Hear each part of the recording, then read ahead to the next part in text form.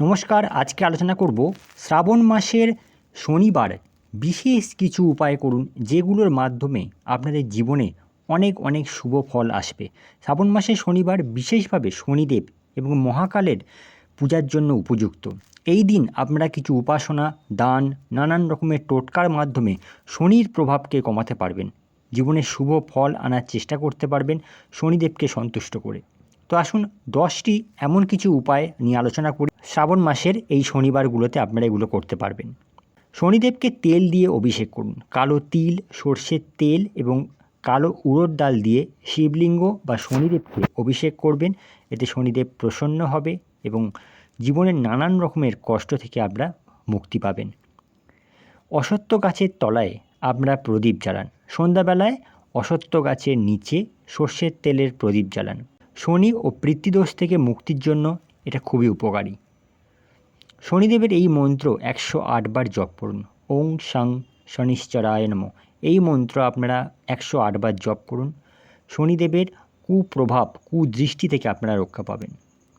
কালো রঙের বস্ত্র কিংবা ছাতা, লোহা বা তেল আপনারা দান করতে পারেন। দরিদ্র ব্যক্তিদের আপনারা এইগুলো দান করুন। এতে আপনাদের জীবনের নানান রকমের বাধা দূর হবে। শনি চালিসা পাঠ করতে পারেন।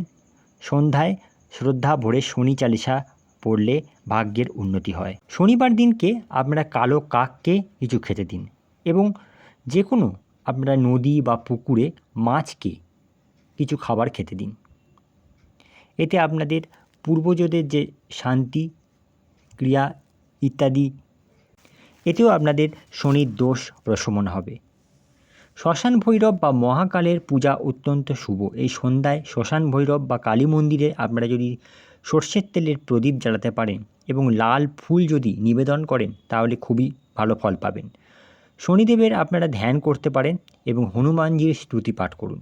শনিবার দিনকে আপনারা হনুমানজির পূজা অর্চনা করুন, বজরং বাণ কিংবা হনুমান চালিসা পাঠ করুন। দুস্থ অসহায় মানুষদের সেবা করুন।